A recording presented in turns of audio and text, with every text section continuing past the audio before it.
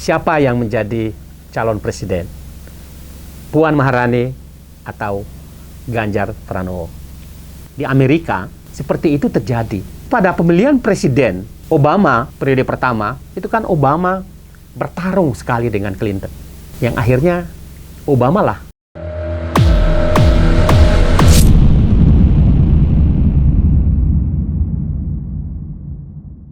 Assalamualaikum warahmatullahi wabarakatuh, sahabat.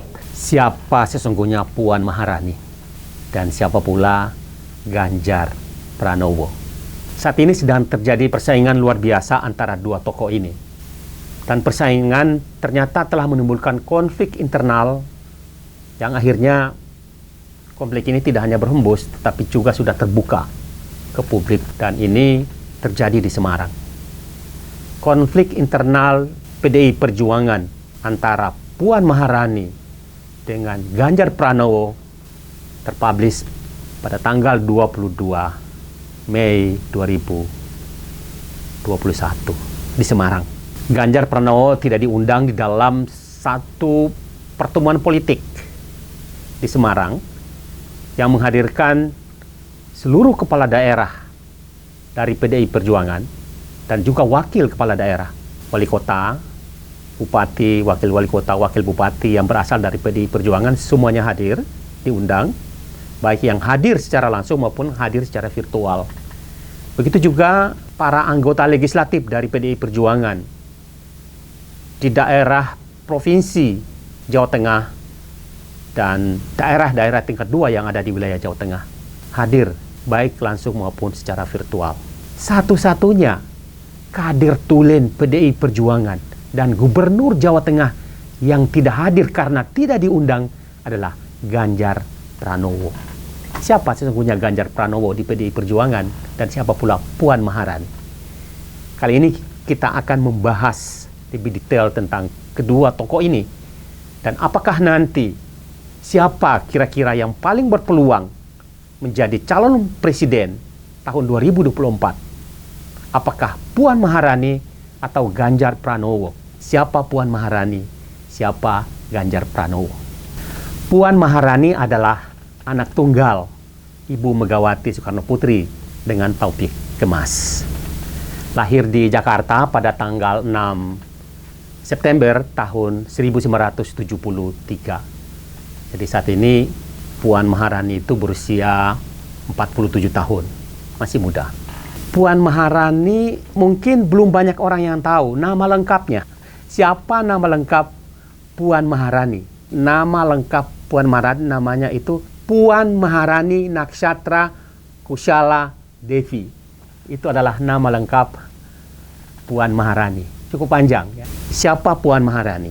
Puan ini adalah alumni S1 Fakultas Ilmu Sosial dan Politik Universitas Indonesia, jurusan Ilmu Komunikasi. Saya wartawan dan saya juga senang ternyata Puan Maharani ini pernah praktek jurnalistik di salah satu majalah di Jakarta, majalah Forum Keadilan. Puan Maharani mulai aktif di politik atau dia masuk di politik secara langsung. Puan terpilih menjadi anggota DPR dari Partai PDI Perjuangan pada tahun 2009. Jadi dia pemilu tahun 2009 dengan perolehan suara terbanyak kedua setelah Ibas. Ya, Ibas ini adalah salah satu putra Pak SBY. Ya. Waktu 2009 itu Pak SBY adalah Presiden Republik Indonesia. Puan memperoleh suara terbanyak kedua, 242.504 suara, cukup banyak. Ya. Kemudian pada pemilu 2014, Puan kembali terpilih menjadi anggota DPR Republik Indonesia. Tadi yang pertama di Jawa Tengah dan yang kedua juga di Jawa Tengah. Pada pemilu kedua yang diikuti oleh Puan tahun 2014, dia memperoleh suara 369.927 suara atau berada di urutan kedua. Jadi pada pemilu 2014 ini Puan tetap di ranking kedua dalam perolehan suara terbesar secara nasional. Perolehan suara terbanyak pertama oleh Caroline. Ya, Caroline itu adalah anggota DPR RI dari Kalimantan Barat. Tetapi pada pemilu yang ketiga kali dia ikut, pemilu tahun 2019, Puan naik menjadi ranking pertama dalam perolehan suara secara nasional, yaitu 404.304 suara, juga di Dapil Jawa Tengah. Puan Maharani menjadi anggota DPR RI dengan suara terbanyak secara nasional. Pencapaian Puan Maharani menjadi anggota DPR RI ya selama 3 periode berturut-turut. Puan di DPR juga terlibat sebagai pimpinan fraksi PDI Perjuangan, kemudian juga terlibat di dalam berbagai pansus rancangan undang-undang. Pada tahun 2014, di dalam kabinet Jokowi JK, Puan Maharani diberikan jabatan sangat penting, Menteri Koordinator Bidang Pembangunan Manusia dan Kebudayaan Indonesia. Jadi dia menjabat Menteri Koordinator itu selama 5 tahun. Dan kemudian pada pemilu 2019, dia kembali terpilih sebagai anggota DPR RI dari Dapil Jawa Tengah, perolehan suara tertinggi tadi itu. Jabatan Puan saat ini adalah Ketua DPR Republik Indonesia periode 2019-2024. Jabatan Ketua DPR adalah karir politik tertinggi yang dicapai oleh Puan Maharani. Apakah Puan layak menjadi calon presiden Partai Demokrasi Indonesia Perjuangan PDIP tahun 2024? Apakah persaingan dengan Ganjar itu layak dilakukan oleh seorang Puan Maharani? Karena Ganjar adalah kader tulen PDI Perjuangan. Sekarang kita lihat siapa itu Ganjar Pranowo. Ganjar Pranowo ini adalah orang Jawa tulen menurut saya. Dia lahir pada tanggal 28 Oktober tahun 1968. Kurang lebih umurnya 52 tahun. Sebetulnya sebelum aktif di politik, ya, dia ini mahasiswa UGM yang aktif di GMNI. Setelah itu ya dia masuk ke PDI Perjuangan. Sebelum masuk politik, dia terlibat di bisnis. Di bisnis dulu, kemudian masuk ke partai politik. Dan pada tahun 2004, dia ikut di dalam pemilihan anggota DPR waktu itu, dan pada saat itu suaranya belum memungkinkan dia duduk di kursi DPR secara langsung. Kemudian dia menjadi anggota DPR pada periode itu, tetapi anggota DPR antar waktu, menggantikan Jacob Tobing. Jacob Tobing yang waktu itu diangkat menjadi Duta Besar Indonesia di Korea Selatan. Kemudian Ganjar sebagai anggota DPR memang terlibat di dalam berbagai pansus yang ada di DPR dalam periode itu. Termasuk juga dia terlibat di dalam pansus Senturi, ya, kemudian pansus dalam beberapa rancangan undang-undang. Ganjar juga pernah menjadi wakil ketua Komisi 2 di DPR RI dari fraksi Partai PDI Perjuangan. Tapi pada tahun 2013 dia memutuskan untuk mencalonkan diri menjadi gubernur Jawa Tengah, dan akhirnya dia memenangkan pertarungan itu dengan perolehan suara 48,82%. Ya, karena itu Ganjar menjadi gubernur Jawa Tengah. Dan yang menarik pada pemilu Jawa Tengah waktu itu, Ganjar dicalonkan oleh partai tunggal, PDI Perjuangan. Hanya satu partai yang mencalonkan Ganjar, dan Ganjar luar biasa bisa memenangkan pertarungan besar itu. 5 tahun menjadi gubernur. Kemudian Ganjar maju lagi dalam pertarungan periode kedua, calon gubernur Jawa Tengah, pada pemilihan gubernur tahun 2018. Dan Ganjar memenangkan pertarungan itu dengan suara 58,78%. Waktu itu hanya 2 pasangan.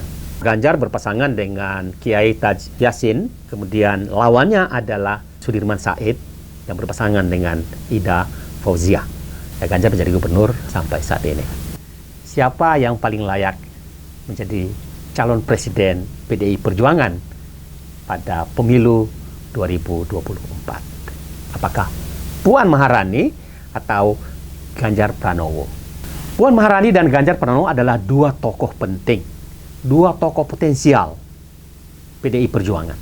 Puan dengan perjalanan karir seperti tadi itu, kemudian Ganjar juga luar biasa. Tapi mengapa Ganjar tidak diundang oleh Puan Maharani pada pertemuan di Semarang itu. Ada apa? Apakah ini sudah mencerminkan bahwa pertarungan politik di internal PDI Perjuangan menuju pemilihan presiden 2024 itu sudah terjadi? Atau sesungguhnya sudah terjadi? Lalu pertarungan seperti itu apakah layak di dalam partai seperti PDI Perjuangan itu? Kalau kita melihat pertarungan politik internal di Amerika, seperti itu terjadi. Pada pemilihan presiden Obama periode pertama, itu kan Obama bertarung sekali dengan Clinton. Yang akhirnya Obama lah yang menjadi calon presiden. Ya, kemudian Clinton mengalah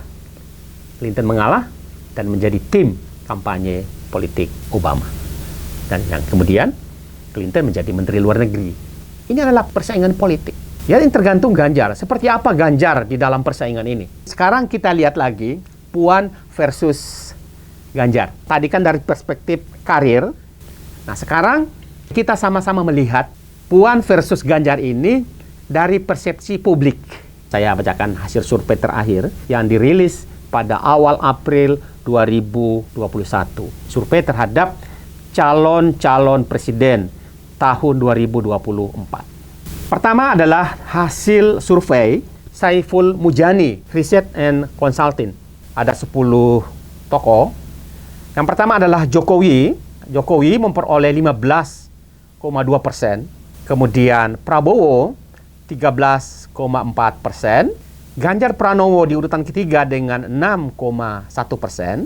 Anies Baswedan di urutan 4 5,4%. Kemudian Sandiaga Uno 3,1% di urutan kelima. Ridwan Kamil 2,2% di urutan keenam. Basuki Cahayapurnama 2,0% di urutan ketujuh. Urutan ke-8 Haritanu 1,2%. Urutan ke-9 Agus Harimurti Yudhoyono 0,9%. Dan di urutan ke-10 adalah Susilo Bambang Yudhoyono 0,7%. Agus Harimurti ini adalah Ketua Umum Partai Demokrat. Ini hasil survei Saiful Mujani Research and Consulting. Kita lihat lagi hasil survei Carta Politika Indonesia. Dari hasil survei Carta Politika ini menempatkan Prabowo Subianto sebagai calon dengan popularitas tertinggi 19,6%. Kemudian yang kedua adalah Ganjar Pranowo 16,0%. Ketiga, Anies Baswedan 12,6%. 4, Sandiaga Uno 9,3%. 5, Ridwan Kamil 8,1%. Kemudian Tri Risma Harini 5,3% di urutan ke-6. Urutan ke-7, Agus Harimurti Yudhoyono 4,8%. Kemudian Mahfud MD di urutan ke-8 dengan 3,8%. 9, Erick Thohir 2,1%. Muldoko di urutan ke-7 dengan 1,3%. Puan Maharani di urutan ke-11 dengan 1,2%. Dan Gatot Nurmantio di urutan 12 dengan 0,6%. Jadi Puan berada di urutan ke-11. Dari dua tadi kita lihat tadi Saiful Mujani tadi Puan tidak muncul. Kemudian di Carta Politika Puan di urutan 11 dan Ganjar di urutan kedua. Sekarang kita lihat lagi hasil survei dari Indikator Politik Indonesia. Indikator Politik menempatkan Anies di urutan pertama dengan 15,2%. Ganjar Pranowo 13,7% di urutan kedua. Urutan ketiga Ridwan Kamil 10,2%. Urutan keempat Sandiaga Uno 9,8%. Urutan kelima Prabowo Subianto 9,5%. Urutan 6 Agus Harimurti Yudhoyono 4,1%. Urutan ketujuh Erick Thohir 1,5%. 8 Tito Karnavian 1,2%. 9 Puan Maharani 1,1%. 10 Gatot Nurmantio 0,8%. 11 Khofifah Indar Parawansa 0,7%. 12 Ma'ruf Amin 0,4%. 13 Budi Gunawan 0,4%. 14 Bambang Susatyo 0,4%, 15 Airlangga Hartarto 0,2%, 16 Mahfud MD 0,2%, dan 17 Muhaimin Iskandar 0,0%. Jadi di sini Puan Maharani berada di urutan ke-9 dengan 1,1%. Kalau kita lihat tadi di Carta Politika, Puan berada di urutan 11 dengan 1,2%. Ganjar Pranowo di Carta Politika di urutan kedua dengan 13,7%. Nah, ini kita melihat ya head to head Puan Ganjar di 3 survei ini. Kalau kita melihat ini, Ganjar sangat jauh sekali, sangat populer sekali, sangat diminati di sini dibanding Puan. Sekarang kita lihat dua tokoh ini di media sosial. Kita melihat medsos Puan Maharani, Twitter, ya kita sudah mencari Twitter Puan tapi kita belum menemukan. Dan Facebook, Puan memiliki 31.000 pengikut. Kemudian Instagram memiliki 485.000 pengikut. YouTube kita belum menemukan, dan di TikTok juga kita belum menemukan. Kemudian kita melihat Ganjar. Twitter Ganjar ini 1,9 juta followers Twitter Ganjar Pranowo. Instagram Ganjar 3,9 juta pengikut. Kemudian YouTube ada 964.000 subscribe-nya. Kemudian Facebook 788.000 dan TikTok ada 662.000. Jadi kalau kita melihat perbandingan ini memang Mas Ganjar jauh sekali di media sosial dibanding Mbak Puan ya. Tapi ya sebetulnya di media sosial ini juga tergantung kegemaran sebetulnya ya. Siapa yang paling gemar bermain media sosial ya dia juga kadang-kadang bisa lebih cepat ini. Tetapi juga figuritas di media sosial itu juga menjadi penting sebetulnya, selain para selebriti ya, selain di luar itu ya, di figuritas ini menjadi penting sekali. Siapa yang figurnya kuat lebih cepat dia mendapat pengikut atau subscribe. Ini adalah fakta yang saya tampilkan untuk melihat atau head to head dua tokoh ini. Ya, tadi kita sudah melihat dari perjalanan politik, kedua ini karir, kemudian kita juga melihat hasil survei politik dari 3 lembaga survei. Kemudian juga yang ini kita melihat seberapa kedua tokoh ini di media sosial. Dari fakta-fakta ini, dari 3 yang saya kemukakan tadi, siapa yang paling layak menjadi calon presiden 2024 dari PDI Perjuangan? Ya, apakah Mbak Puan Maharani atau Mas Ganjar Pranowo? Sekarang kita mau lihat PDI Perjuangan. Seperti apa PDI Perjuangan? Kalau Mbak Puan sebagai calon presiden, bagaimana realitas politik nantinya? Kalau Mas Ganjar yang maju sebagai calon presiden, realitas politiknya nanti juga seperti apa? Kita melihat fakta-fakta ya, yang dihasilkan oleh pemilu legislatif. Kita lihat ini, saya hanya mengambil Pulau Jawa saja. Saya tidak mengambil di luar Jawa karena Pulau Jawa itu pemilihnya kurang lebih 100 juta orang. Kurang lebihnya ada 100 juta pemilih di Pulau Jawa saja. Ini sangat besar. Jadi kalau siapa yang mau memenangkan pemilu presiden, maka menangkanlah Pulau Jawa. Siapa yang memenangkan Pulau Jawa, menangkanlah Jawa Barat, karena Jawa Barat adalah pemilih terbesar di Pulau Jawa. Kita melihat fakta-fakta pemilihan presiden dulu. Nanti akan ada 2 fakta yang akan saya kemukakan. Fakta pemilihan presiden dan fakta pemilihan legislatif. Ya, ini adalah fakta pemilihan presiden. Itu pemilu presiden tahun 2014. Jadi kita ambil 2014 saja, Pak Jokowi. Pak Jokowi dicalonkan oleh PDI Perjuangan. Ya, pada pemilihan presiden 2014 itu adalah Pak Jokowi berpasangan dengan Pak JK dan berhasil memenangkan pemilihan presiden itu dengan 53,15%. Sementara lawannya adalah Prabowo Hatta, itu adalah 46,85%. Ini adalah fakta hasil pemilu 2014. Sekarang kita melihat karakteristik daerah pemilihan di Jawa terhadap 2 calon ini. Kita melihat di Jawa Barat, Pak Jokowi JK memperoleh 40,22%. Sementara pasangan Prabowo Hatta memperoleh 59,78%. Ya, itu Jawa Barat. DKI Jakarta, Pak Jokowi JK memperoleh 53,08% suara. Prabowo Hatta 46,92%. Banten, Pak Jokowi JK 42,90%. Prabowo Hatta 57,10%. Jawa Tengah, Pak Jokowi JK memenangkan 66,63% suara dan Prabowo Hatta 33,35%. Yogyakarta, Jokowi JK menang dengan 55,81%, Prabowo Hatta 44,19%. Sementara di Jawa Timur, Jokowi JK menang 53,17%, Prabowo Hatta 46,83%. Itu pemilu 2014. Sekarang kita lihat hasil pemilihan presiden 2019.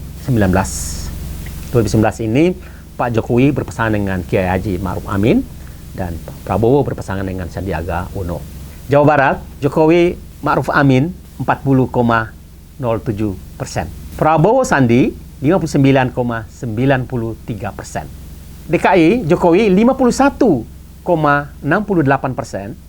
Prabowo Sandi 48,32%. Jokowi di Banten 38,46% dan Prabowo Hatta 61,54%. Jawa Tengah, Jokowi Ma'ruf 77,29% dan Prabowo Sandi 22,71%. Jogja, Jokowi Ma'ruf 69,3%, Prabowo Sandi 30,97%. Kemudian di Jawa Timur, Jokowi Ma'ruf 65,79%. Sementara Prabowo Sandi 34,21%. Nah, kalau kita lihat tadi karakteristiknya, daerah-daerah yang paling menonjol adalah Jawa Barat dan Jawa Tengah. Kalau kita lihat Jawa Barat dalam 2 pemilu presiden ini dengan calon tetap Pak Jokowi dan tetap Prabowo sepertinya konsisten. Pak Jokowi di angka 40%. Kemudian di Jawa Tengah Pak Jokowi luar biasa sekali ya dengan 77,29%. Kita melihat fenomena Jawa Tengah ya 2014 dibandingkan dengan 2019. 2014 Jokowi menang 66% di Jawa Tengah. Kemudian pada 2019 Jokowi menang 77%. Jadi ada kenaikan luar biasa. Kenaikan luar biasa ini indikatornya ya bisa jadi karena gubernurnya adalah Ganjar Pranowo. Ini bisa jadi indikator ya karena pada saat pemilu 2019 ini ya gubernurnya ya memang Ganjar Pranowo. Apakah hasil legislatif juga mencerminkan pertumbuhan itu? Sekarang kita melihat hasil pemilu legislatif di Jawa ya, pada pemilu tahun 2014 PDP meraih 18 kursi di Jawa Barat. 2019, PDP hanya memperoleh 12 kursi. PDP kehilangan 6 kursi di Jawa Barat. 2014-2019. Sementara di Jawa Timur ada 87 kursi. Jadi perebutan 87 kursi di sana.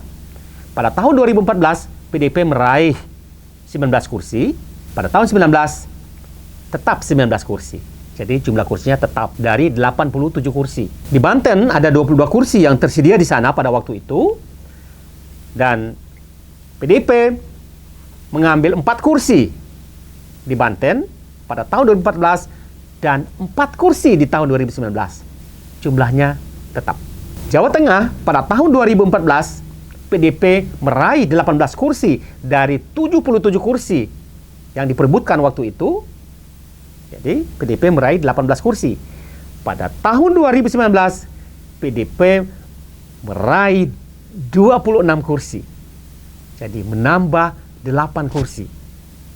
Ini pertumbuhan luar biasa. Kemudian DKI Jakarta tetap 6 kursi 2014 dan 2019 sama, tidak berubah angkanya. Yogyakarta juga tetap 2 kursi 2014 dan 2019 dari 8 kursi yang diperebutkan waktu itu. DKI Jakarta tadi 21 kursi yang diperebutkan. Tapi itu tadi, Jawa Tengah memperlihatkan angka yang luar biasa menonjol. Jadi memang ada 2 provinsi ini yang memiliki karakteristik yang luar biasa, yaitu Jawa Barat dan Jawa Tengah. Inilah realitas, ini adalah fakta dari 2 pemilu legislatif. Apakah itu faktornya bahwa kenaikan kursi dan kenaikan suara PDI Perjuangan di Jawa Tengah sebagai akibat dari kerja keras Ganjar Pranowo, atau ada faktor lain? Sekali lagi, pertarungan politik, persaingan politik secara internal di partai politik itu biasa terjadi. Siapapun yang akan menjadi calon presiden, semua kekuatan di partai itu dikerahkan untuk memenangkan calon presidennya. Lalu, apakah Puan Maharani atau Ganjar?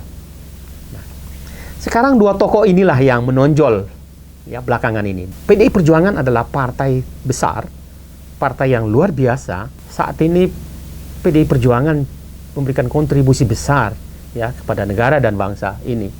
Karena itu ya kita berharap ya 2 tokoh ini dapat bersaing untuk mendapatkan dukungan, mendapat legitimasi untuk maju sebagai calon presiden tahun 2024. Saya sebetulnya menyarankan begini, mengusulkan begini.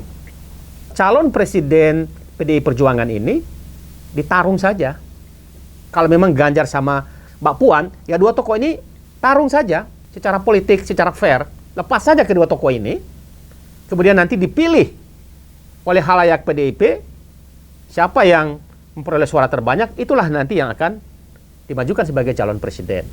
Ya pemilihannya mungkin ya keterwakilan anggota-anggota DPR, anggota-anggota DPRD yang ada saat ini, itulah yang memiliki hak suara untuk memilih 2 tokoh ini, misalnya. Tapi itu dilakukan secara fair. Sehingga calon ini yang dimajukan PDIP ini adalah calon yang ya benar-benar lahir dari satu proses politik partai besar PDI Perjuangan ini. Tapi kan ada Bu Mega. Apakah Bu Mega sudah menyiapkan Mbak Puan sebagai putri mahkotanya pada pemilihan presiden tahun 2024? Atau ini hanya omongan orang saja di luar bahwa Ibu Mega sudah menyiapkan itu? Kita kan belum mendengar langsung dari Ibu Mega. Jangan-jangan Ibu Mega ini sudah menyiapkan strategi lain untuk membesarkan PDIP dan untuk memberikan peran besar bagi partai ini di masa yang akan datang. Tetapi di dalam analisis saya sebagai wartawan antara Mas Ganjar dengan Mbak Puan, dalam penampilan kedua tokoh ini sehari-hari, meskipun Mas Ganjar itu sebagai gubernur dan Mbak Puan luar biasa dalam satu jabatan penting sebagai ketua DPR, di dalam bersosialisasi, ya kalau kita lihat Mas Ganjar ya luar biasa dibandingkan dengan Mbak Puan. Ya Mbak Puan ini kalau memang benar-benar sudah menjadi putri mahkota, ya memang harus disiapkan dari sekarang. Atau Mbak Puan ini ya segera dijadikan ketua umum PDI Perjuangan supaya lebih terekspos sehingga dia bisa segera mendapatkan satu karakter baru sebagai seorang ketua umum partai, sebagai seorang calon presiden, sehingga rakyat itu bisa melihat karakter seorang calon presiden, seorang tokoh perempuan hebat, Puan Maharani. Masyarakat Indonesia banyak berharap kepemimpinan yang akan datang ini adalah kepemimpinan yang dapat melanjutkan apa yang sudah dikerjakan oleh Presiden Joko Widodo yang luar biasa, terutama infrastruktur luar biasa. Belum ada satu kepala negara di negara ini yang bisa membangun infrastruktur seperti apa yang dibangunkan oleh Pak Jokowi. Menurut saya belum ada. Ya, karena itu calon presiden yang akan datang ini mungkin perhatiannya bukan lagi infrastruktur, tapi mungkin perhatiannya ekonomi pertanian, ekonomi rakyat, atau perhatiannya ke masalah-masalah yang lain, bukan infrastruktur. Jadi siapa yang menjadi calon presiden? Puan Maharani atau Ganjar Pranowo?